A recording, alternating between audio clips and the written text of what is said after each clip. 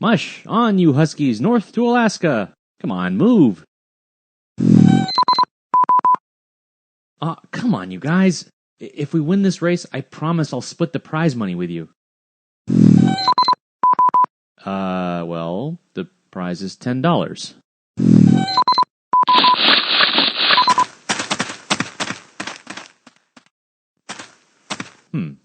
That didn't go well. Dear Tim and Moby, who was Jack London? I heard he was a good writer, but I don't know any of his stories. Can you tell me? From Boas.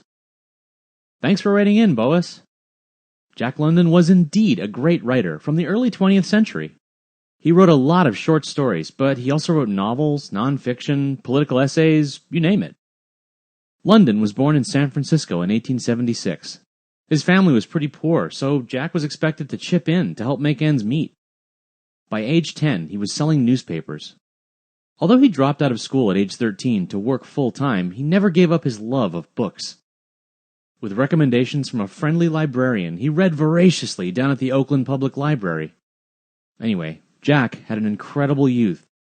Before he turned 20, he had worked as a coal shoveler at a power plant, joined an army of unemployed men who marched on Washington, became a hobo who traveled on trains through the United States, and worked on a seal hunting ship that sailed all the way to Japan.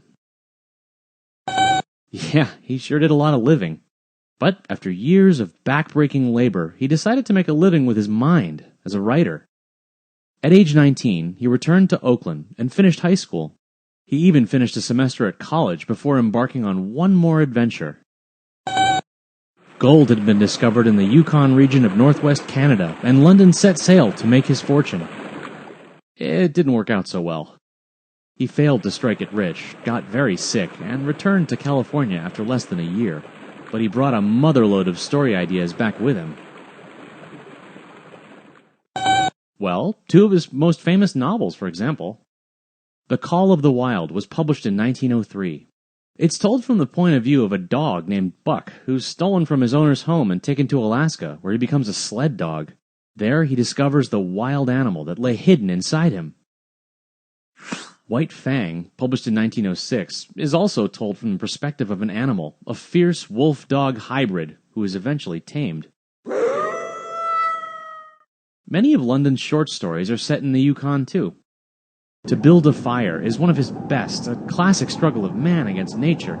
A guy falls into freezing water and has limited time to, build a fire and warm his body before he dies. You should read it, it's a real thriller. Actually, there's much more to these stories than just action and adventure. London was part of a new environmental consciousness in America. Like Theodore Roosevelt, the president at the time, London felt that modern life had cut people off from nature. In his view, spending time in the wilderness was essential to both physical and spiritual health. So, even though Call of the Wild is about a dog, it's really aimed at us.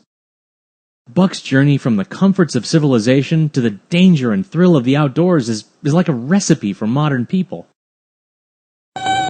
True, most of us can't just check out of life and go live in the wilderness.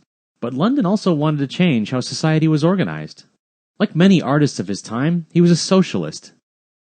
That means he believed society's wealth should be shared, more or less equally, among all its members.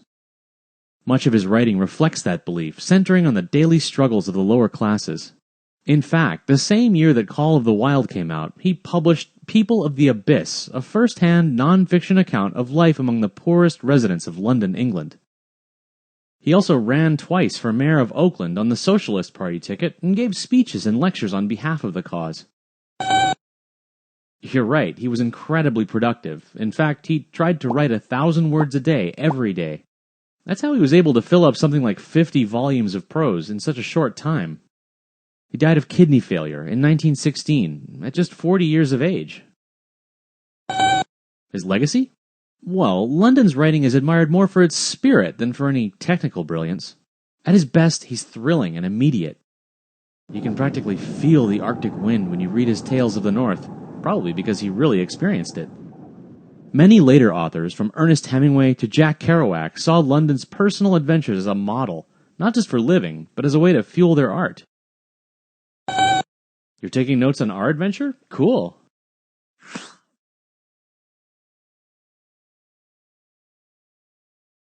I've notified my lawyers,